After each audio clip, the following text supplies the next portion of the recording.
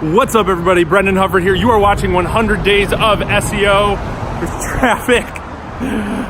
My name is Brendan Hufford. I've radically changed my life with SEO. Today in this video, we're going to talk about how to grow your YouTube channel. I am literally hopping on the train. We're going downtown. We're going to jump in my computer where I am going to show you, not traffic, I'm going to show you my 3 best tips for growing a YouTube channel, the actual strategy I'm using to grow mine. I'm going to do a couple case studies of how others have used that 3-step strategy, as well as my best hacks, tips, and tricks for more views and more subscribers. So let's get into it.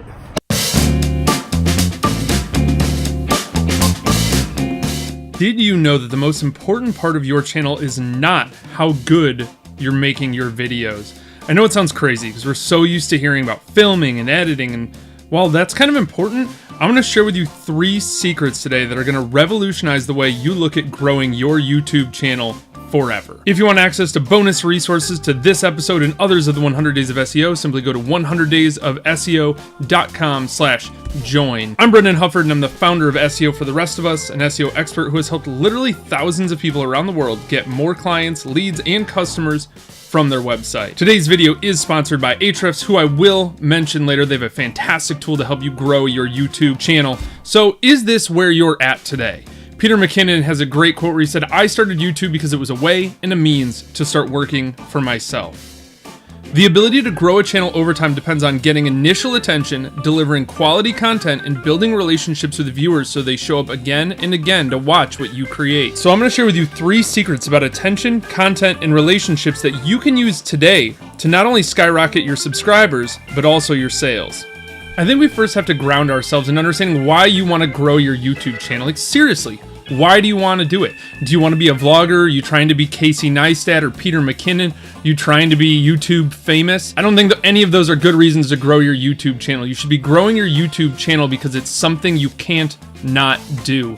It's because there's something you want to see exist in the world and you want to make it. And I know what you're thinking, right? Isn't attention, content, and relationships, isn't that just really obvious, Brendan? But again, I'm going to show you a great way you can do all 3 of those on your channel to get amazing results. So the first secret is you have to find a way to get new people into your ecosystem and get discovered by a new audience every single day. The big idea here is you need to create content that gives YouTube a reason to promote your videos based on what people are searching for. This is important because all of the most successful channels on YouTube have grown their audience by creating evergreen tutorial content that is both highly shareable and makes people want to click.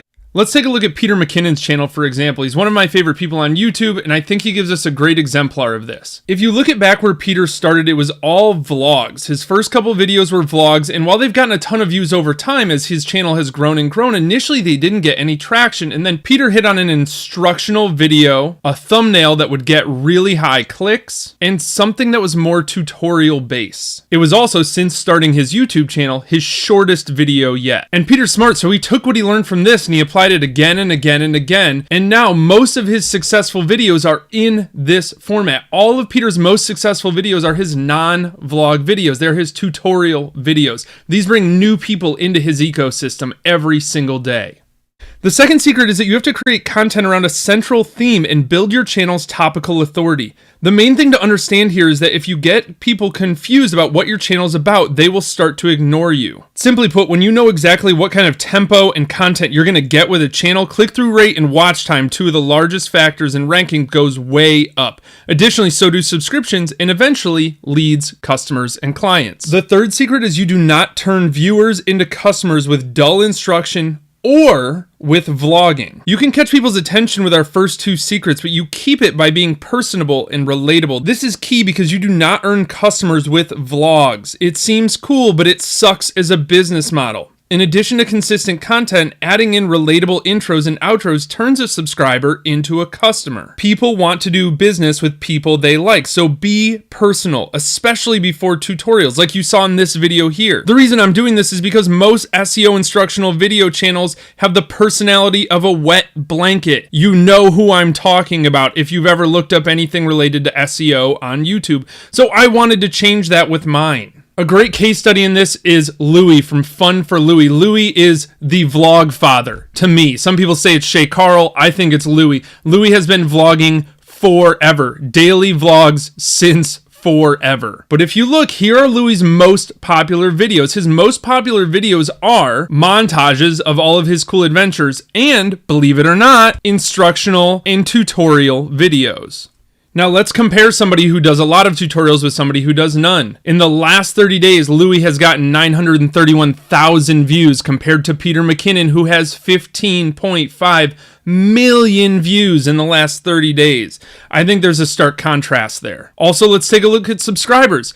Peter hasn't earned a ton more subscribers in total than Louie, but let's take a look at their videos. In order to reach 2 million subscribers, would you rather make almost 2,000 videos like Louie has, or would you rather make 300 like Peter? And I know what you're thinking. It's obvious. These are things we all know we need to do, so there has to be some other secret, right? Well, the tricky thing is that most people don't spend enough time planning out their content ahead of time because it's freaking hard. It's difficult. In fact, it's so difficult that most people just turn a camera on and wing it, and you can tell when you're watching one of those videos. So I've developed this list of 10 YouTube growth hacks you can implement straight away and instantly see more views and subscribers with your next video. These ideas are based on some of my most successful videos, but also successful YouTube channels such as Peter McKinnon and Ahrefs. It's like hiring the smartest SEO team of all time and an immensely popular filmmaker to create your videos for you, but you can do it for free with these 10 hacks. So what this is going to do is make it so you can just run through this checklist as you plan out each video, and bam, more views, more watch time, more subscribers, and more of the things that drive actual business results for you. Before we dive into number one, you can do this. Just do it! So what I do here is go find YouTube channels that grow quickly, and I break down the patterns that are proven to work. Then I pull in those patterns, I tear them apart to see what actually works, and then I combined them into this checklist that makes it so you can just run through the list and have a strong strategy to grow your YouTube channel. No experience required. Just do it! YouTube growth hack number one. You have to have awesome thumbnails.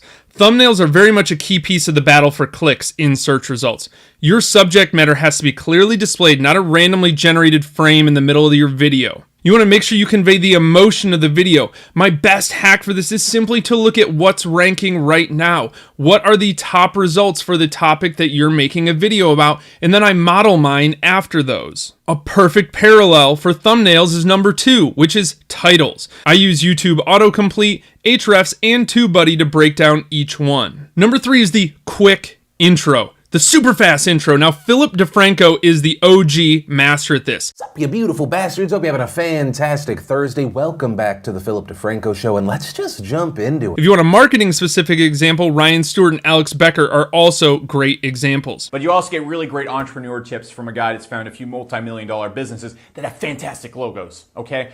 So if you like this kind of stuff, we release new videos at 8 a.m.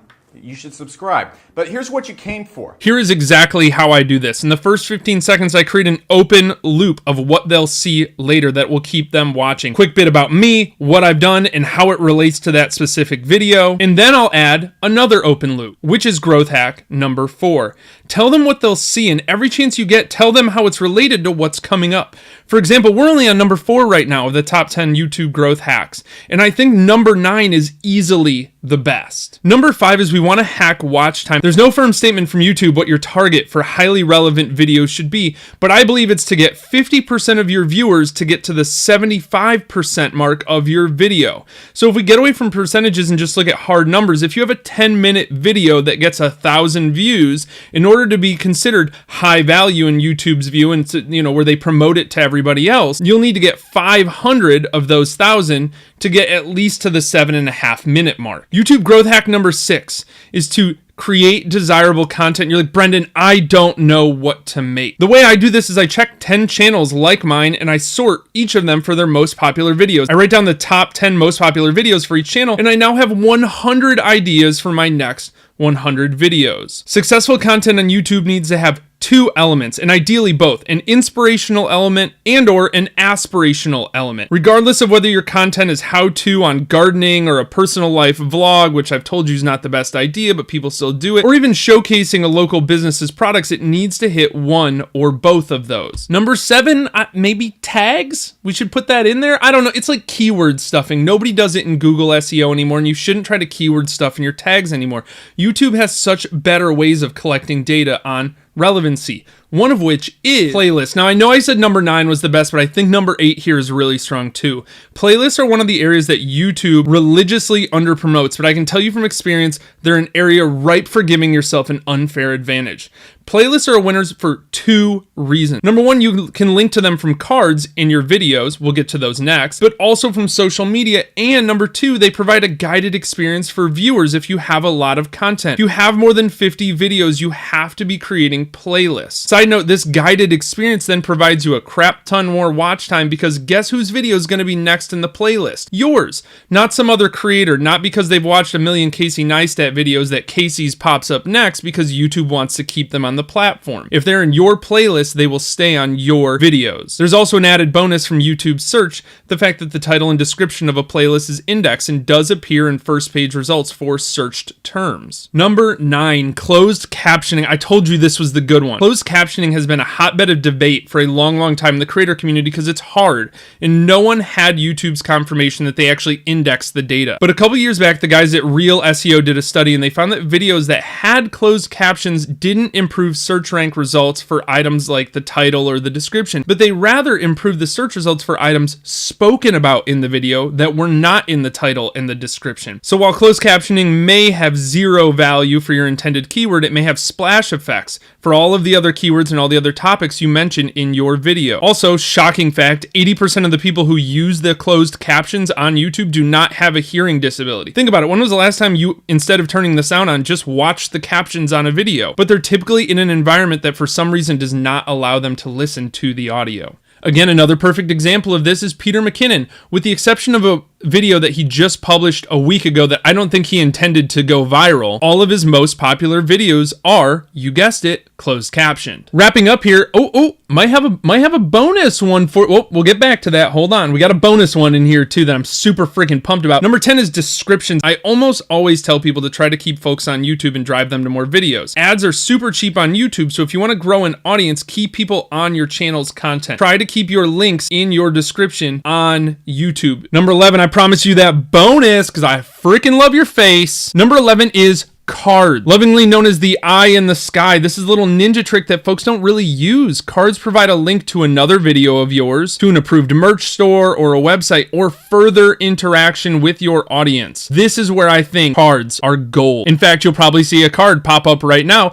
asking you if you're going to use cards in your videos. You should click yes. Because if people are willing to click on a card to vote in a poll, you can then ask them a follow-up question or to leave a comment as well. And if you're on your game and you respond to that comment with your own comment, well, now you got at least 3 interactions on the video, and that's strong signaling to the algorithm. It doesn't matter if it was your mom or her neighbor or your college roommate that clicked on the little card and then replied and you replied to them. All that matters is that you're showing the algorithm that you have interaction. Now, I'm always here to help, and I can't tell you all the amazing results that we've gotten for other creative entrepreneurs who are struggling with growing their YouTube channel. We also have an incredible short interview with YouTube SEO expert Sam O of Ahrefs and a quick 2-minute video, both on why you should start your YouTube channel and why not, plus a super fast masterclass on YouTube SEO, both of which are linked in the description below. Just do it! If you want to learn more about Google and YouTube SEO, go to 100daysofseo.com/join. I've been Brendan Huffer. Don't forget to work hard, be nice people, and don't get too lost trying to create something on YouTube that matters.